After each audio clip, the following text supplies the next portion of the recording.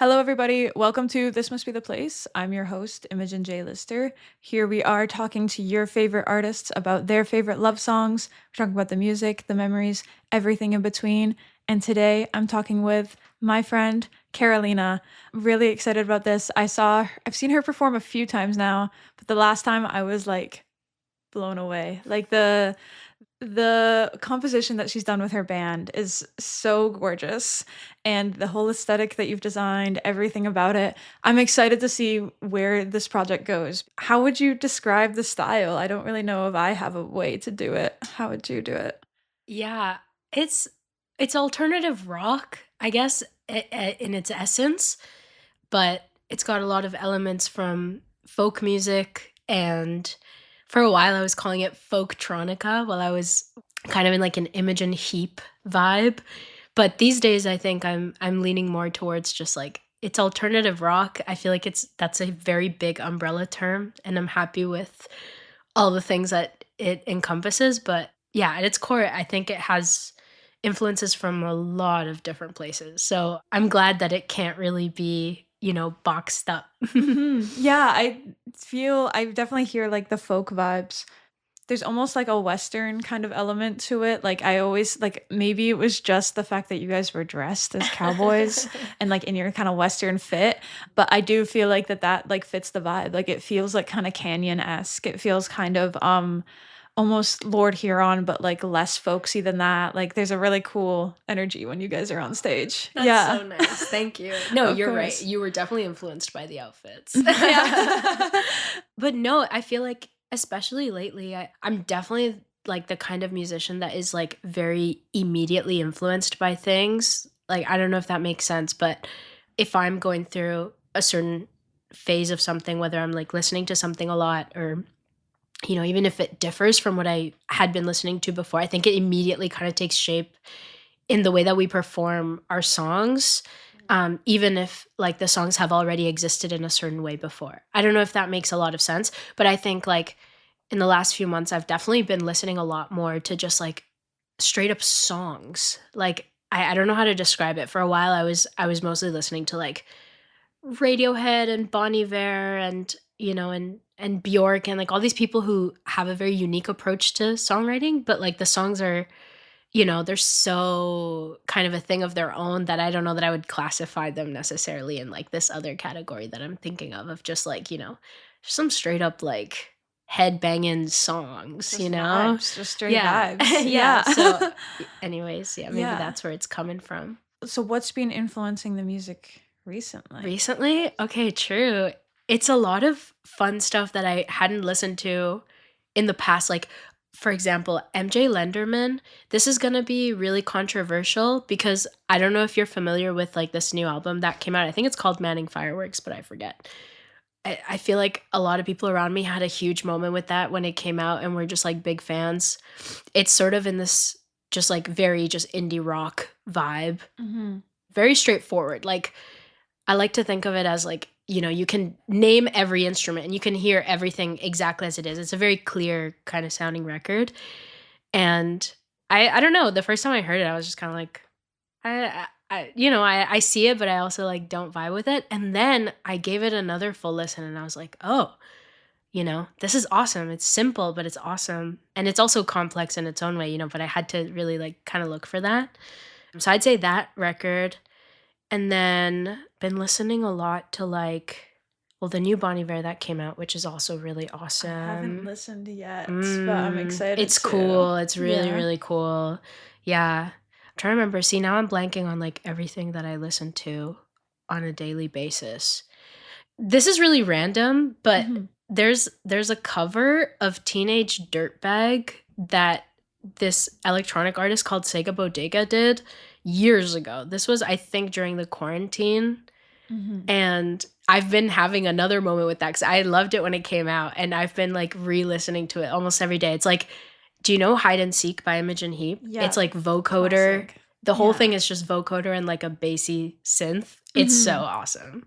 That's so I guess fun. that's what's been influencing me these days. Yeah, that kind of like stripped back electronic vibe. I Yeah, so feel. like both Yeah. ends of the spectrum. Yeah. Like a real song and then like some weird electronic thing. That's really cool. That's really cool. And I definitely hear that in like the vibe of your performances and everything.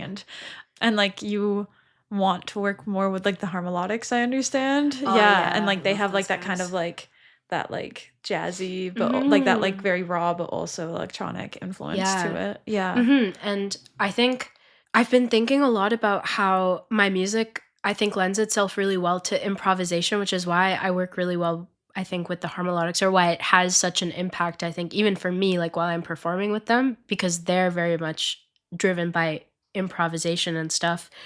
And it must be because of my jazz background. Like, I'm pretty sure I started really like listening and making music with other people in a free sense. Like I was in this sort of ambient ensemble that was like it was just three of us, two friends of mine, and we were just free improvising. And I think those were some of my earliest like live performing experiences, which I think has really left a mark in the way that I perform live now, is very much just like trusting in the people around me. And I trust those guys a lot. Same as I trust my band here too. That's so cool. You have like such a like group around you to support you. Yeah, it's awesome. Awesome. How do you feel about listening to the first song? Let's Ready to get do into it. it? Yeah. Let's do it. Let's do it. Also, attention to all the listeners. I'm sorry if these, I overthought my selections a lot. I hope that these are okay. I think they're going to be great. And like you were saying before we started recording, we might end up going kind of like off track and talk about some other music. So it'll be a fun conversation. Perfect. We'll jump around. This first song that Carolina's chosen is Hidden Place by Bjork. So good. What a vibey song. What a like, I don't know, just like real like straight to the point, like groovy, but like interestingly made song. Yeah. Oh yeah. It's I was having a hard time because I'm like, this is a song about love. I don't know if I would classify it as a love song. I think it is. Let me prove my point. Go ahead. I'll prove Yeah. my point.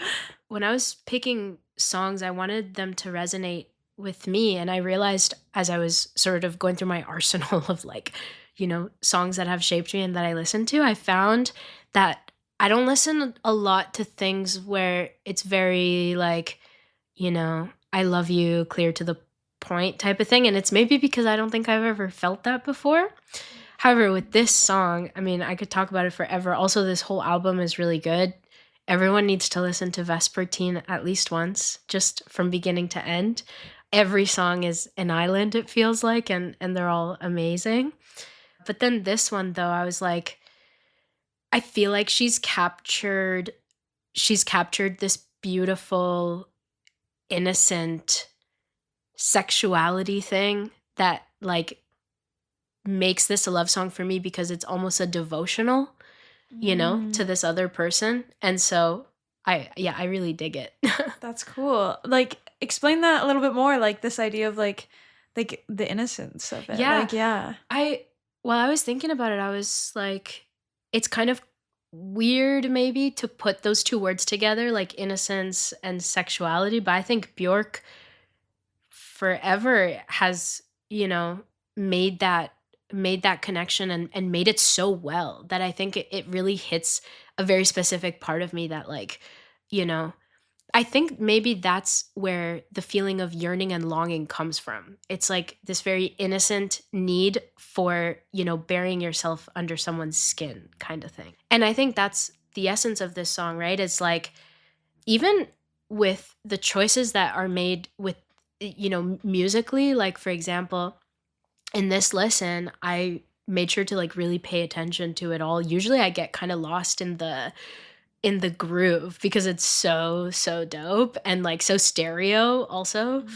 But even the idea of like having this choir that's doing that chant and like the da, da, da, da, da, da, that, it's almost like bringing the the sanctity of intimacy into the song, like representing it through like a choir, that I don't know. I feel like that really touches me, and like I relate a lot to the feelings that she's managed to express here. Mhm. Yeah, and like I feel like this sort of innocence and like having like you said, like this idea of how sexuality and innocence don't really go together, but I think like the idea of like this hidden place is the Mhm. fact that they're not perceived together and Exactly, like yeah. finding this place where like we can kind of protect this for what it is. Yeah, Yeah. exactly, exactly, and, like, she says there's a few lines in there that are so good, but there's some parts where she's like, at the very beginning where she's like, "You give me this love and I don't know what to do with it." It's like,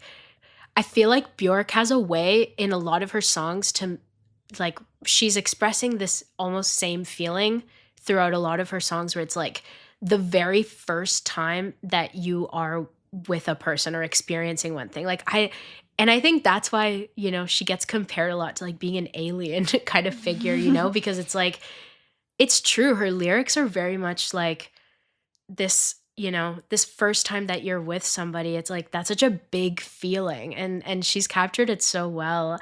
I feel like in my own writing, I've been, you know, in a similar place where I'm exploring all of these feelings that like maybe are small, but sort of magnifying them and making them really huge through poetry and through arrangement and stuff like that. And I feel like I learned a lot of it from her. Like finding, yeah, like those small things, sometimes mundane things Mhm. that like really can just symbolize something so much bigger. Exactly. Yeah, I do that in my own writing for Mhm. sure. Mhm. Yeah, like the symbolism of something small. Yeah, Mhm. To yeah. mean something huge and she does it in a cool way where she is more direct. I think her lyrics are not necessarily like evasive, Mhm. but something about it is just like extra deep. You know what I mean? And Mhm. like I feel like there's a bit of a through line in a lot of the songs that in the 3 songs that I chose for today. This element of like love songs, but, like, almost obsessive. I feel like there's a feeling of obsessiveness that I had noticed across all my picks of just, like, you know, being taken over by a feeling so much so Mhm. that you feel like you almost like you're imposing yourself on somebody by having them, and I feel like those are those are sometimes my feelings towards love. I've Oh, is definitely that too been there. revealing? Yeah. No, you're good. I'm the exact same, or I have been the same way Yeah, in the yeah, yeah. past anyways. We gotta grow out of Um, that eventually, exactly. but it is awesome. As a Mhm. songwriter, I will say, like, to feel things so intensely, it's maddening, but it's also it's like, you know, it's just like a river of inspiration. I don't know. Definitely my best poetry has come out of being in the worst situationships. Oh, Yeah. same. Yeah, so I get it. I get it. Did this song, like, find you in a place in one of like, in kind of that obsessive state? I mean, yeah, I'm trying to remember. Oh my god. Yeah. I feel like actually it found me at not that time. It found me right after.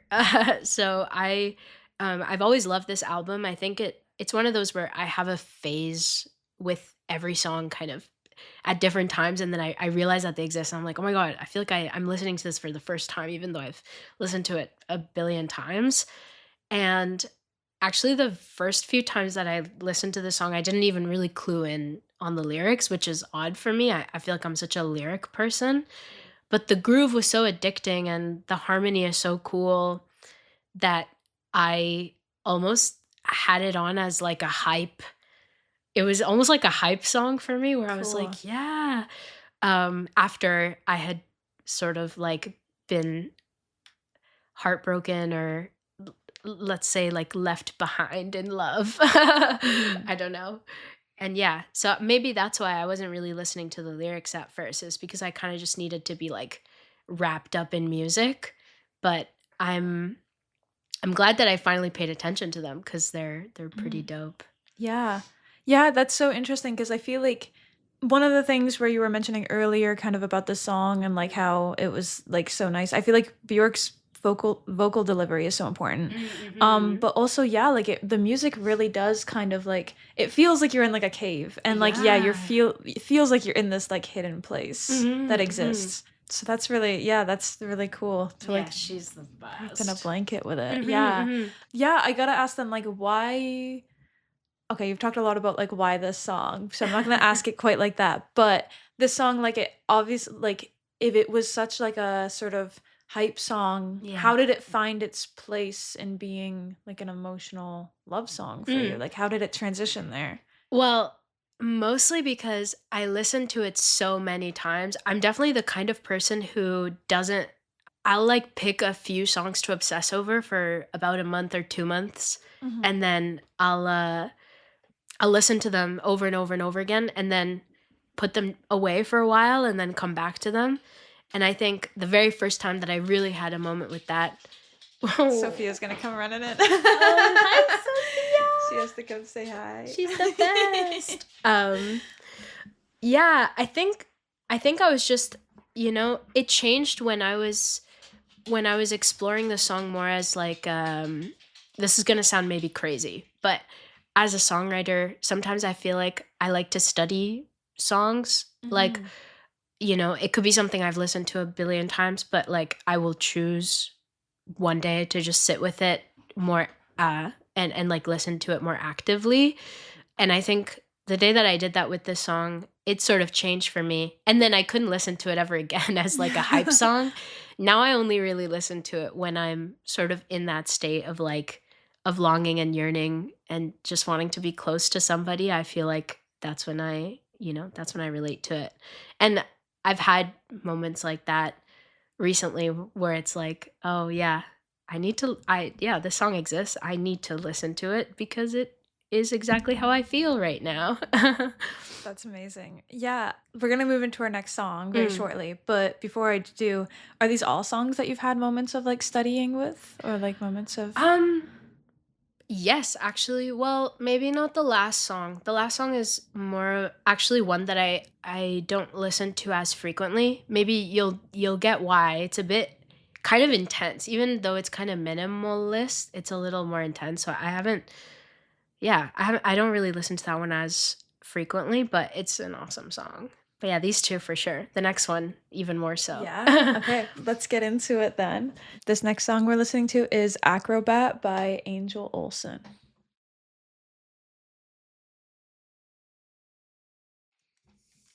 Crazy lyrics Oh my and god. crazy production, like, gorgeous and That crazy. is such a good song. I always forget how good it is.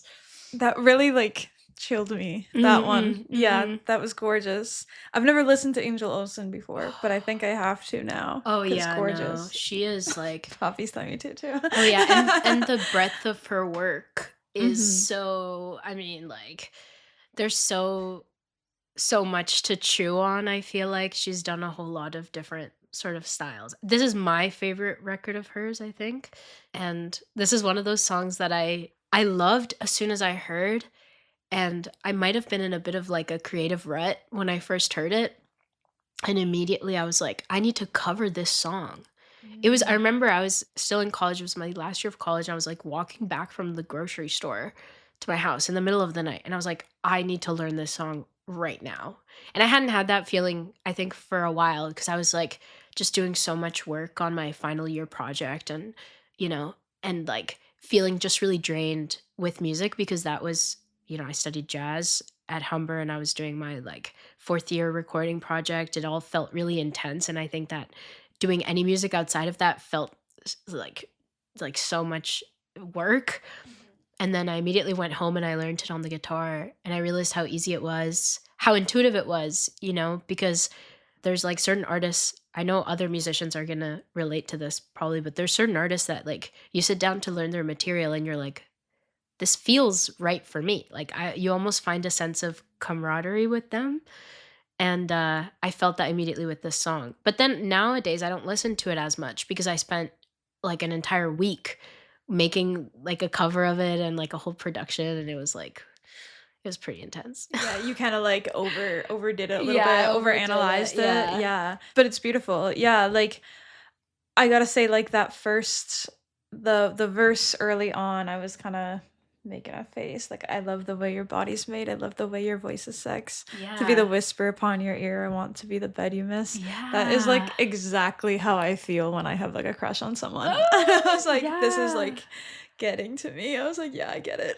And I it's get it. like that's my favorite thing in songwriting and poetry is like when people string together word like everyday words and seemingly like everyday sentences, but it's just slightly skewed, like where you maybe wouldn't say that really, but it is just very normal and regular. I don't know, like I love the way your voice is sex is a crazy sentence, but like it's so natural. I don't know. It's awesome. Like, it makes so much sense within this Yeah. context of, like, almost like a like you said, like, a little bit obsessive, like It you said is, earlier yeah. on, yeah. Mhm. There's this great I've mentioned Slaughter Beach Dog before on the podcast, Mm-mm. but there's this great line by Slaughter Beach Dog where he's like, "If I die, I'll be like" I can't remember the exact lyric, but it's like, "If I die, I'll be resurrected, and maybe I'll be a disciple, and maybe I'll be your cat." Oh, And, like, that's, like, the same vibe of just, like, I am your yeah. cat, like, I want to be everything. Like, I want to Yeah. just be near you, I want to be comfort, I want to be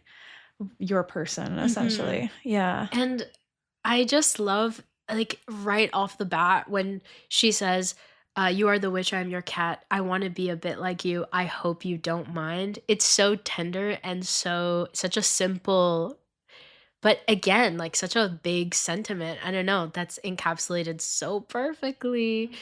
And yeah, this whole song is perfect. I'm actually really glad I chose this one. I feel like this is the most I think similarly to Hidden Place, when I hear the word like love song, I think for me, it really is like devotionals. Like, I don't know if you've ever listened to like Sufi music or anything A like little bit, that, yeah. but Mhm. it's I learned and excuse me if this is sort of like surface level knowledge. I haven't like studied it super deeply, but I learned that Sufi devotionals, they're about God, but they're the way that the poetry is written is almost it could be interpreted as like a love song for just another person, but really it's for God, like the spiritual thing. And so I guess that's kind of it in a small nutshell, of Mhm. my brief understanding of it, but I think what I'm looking for in love songs like that is that similar feeling of, like,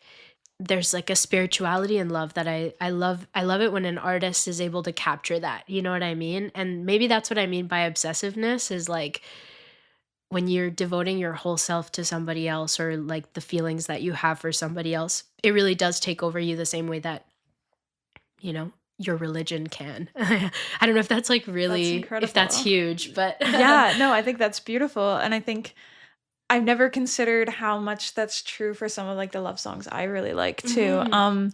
I love as I've mentioned before on the podcast, I love Boy Genius, Mhm, mhm. and Lucy Dacus has this way of finding, like, how to wrap in religion and philosophy into, like, a simple concept of love that I also feel like speaks true, and I think, like, yeah, like, this idea of sort of writing as if like this like intimacy. I feel like that's something that people kind of forget. People who aren't spiritual kind of forget about Mhm. the spirituality concept is like this level of intimacy that comes with it and how Yeah. much it's like, like I'm giving myself to this thing. That's exactly it. It's exactly that, where it's a reciprocal thing of, like, in order to receive, you also have to give a lot of yourself, and I think there's some people who give more of themselves than others, and then songs like this are born, you know what I mean? And yeah, it's so dope.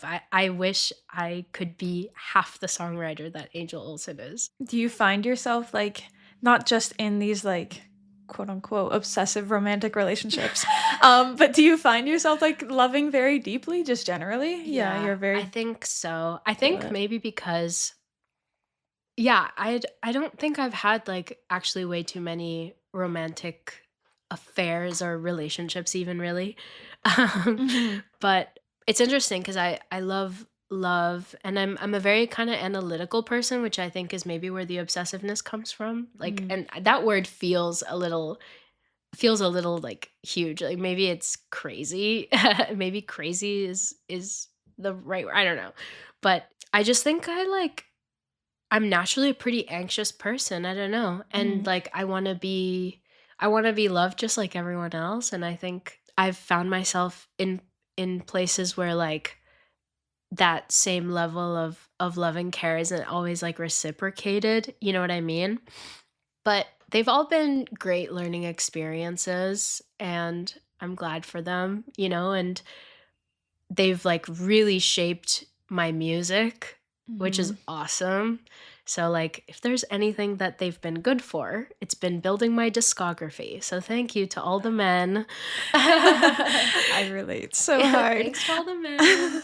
But I do, and you know what though? These days I'm finding myself like way more like in an area of where I just kind of want to discover myself, and I think like putting the energy and attention away from like these romantic pursuits that I want to have or whatever like might make them come a little bit more naturally and not so intense. Mhm. Yeah. Yeah, I've definitely gone through that transition, that transformation as well in the last like year or two. And Mhm. but I understand like it's like when you feel so deeply, it's hard not to just want to like give everyone everything. And then you're like, Yeah. why don't they understand how much love I could give them? And you're like Yeah. and it's like, yeah, they never some people just don't want it. They That's just just the don't way it want it, is. and that's just Yeah. the way it is. Oh, no, I relate to that. But also, I don't know, I almost feel like I feel like I've been in many situations where, like, it's almost like their fear of maybe being seen or Mhm. something or being cared for overpowers, like, any possibility of anything blossoming, you know what I mean? And it Mm. like it does sadden me a little bit because I'm like, even, it doesn't have to be like it doesn't have to be something super romantic and like long lasting or anything, but it's like, you know, I just wish sometimes that people were more open to just like the moment and being, I don't know.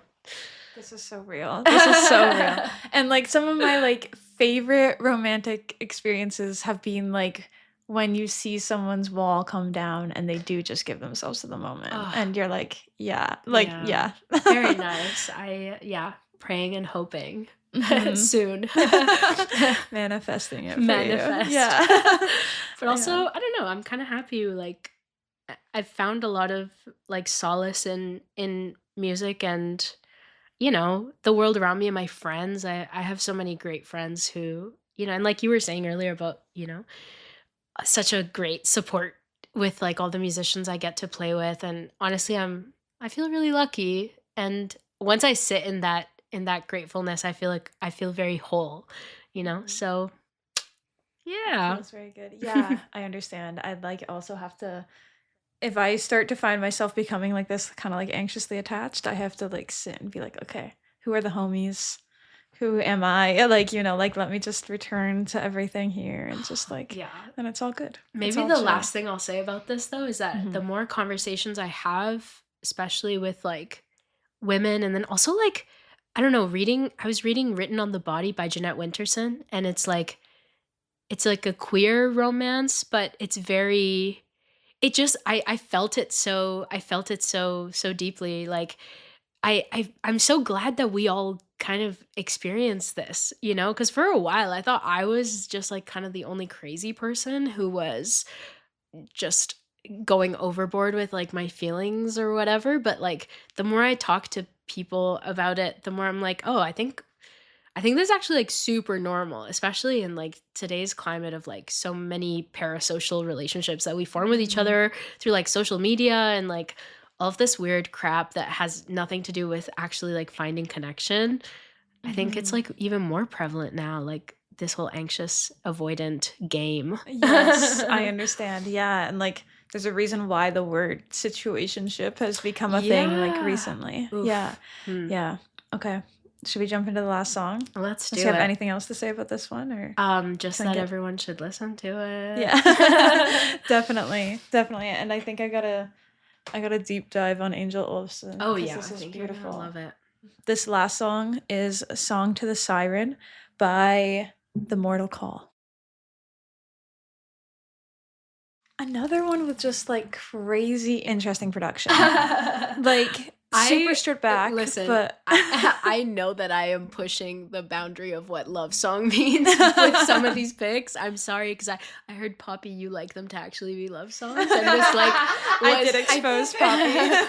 I feel like this is one of those that like is teetering on a heartbreak song, which to me, like, they evoke sometimes a very similar Exactly. feeling. This song is totally fine with me. Okay. Yeah. Because I feel like this is a little mixture of both, let's just say. So just for the podcast fanatics that might come at me.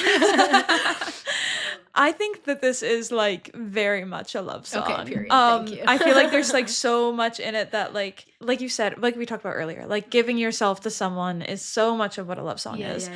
And like this, like I was listening to like the last few episodes and I was like, I say the word yearning so much, but this deep yearning, like that's what it really is. Like, well, I mean, music is made for a variety of reasons, and I think one of the hugest ones is to, unleash these very complicated feelings. And I think yearning and longing are such, they're universal, but they're also so complicated. I feel like it's kind of a foggy in between. It's like a liminal space, where you don't have somebody, but somehow you feel possessive over them. So it's almost like you do have them, but they're not yours. And so there's so much there to unpack. And I feel like that's why so many songs kind of hit on that topic in various ways. Cause it's like, you could feel any number of things, in that yearning pool. Yeah. There's this interesting thing kind of tying back to our last conversation about the other song and what you just said that I find myself doing, where I like set somebody as like a comfort and my brain like rests on them. Oof. Even though there's like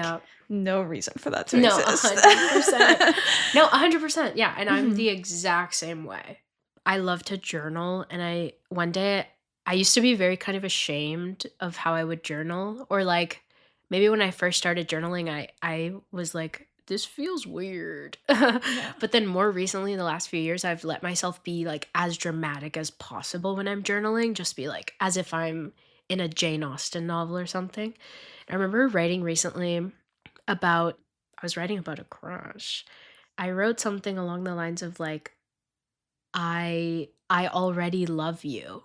You know what I mean? It's like, I don't remember exactly what it was, but it's something like I've brought you to my youth without an invitation. Like, I'm bringing you places, I'm letting you get to know me, but like it's only in like my mind. It's crazy how like infatuation can like, really kind of drive you insane. Totally. It's like letting someone in before they've even asked to be let in. Or like proven themselves that they can be trusted. Like just like believing like, like because you've been vulnerable in maybe like one way, or I think you have been, it just like kind of, you just like believe that you can just like, let the doors swing open. And I don't know, having a lot of conversations like in your head where you're like, what if this person asked me this?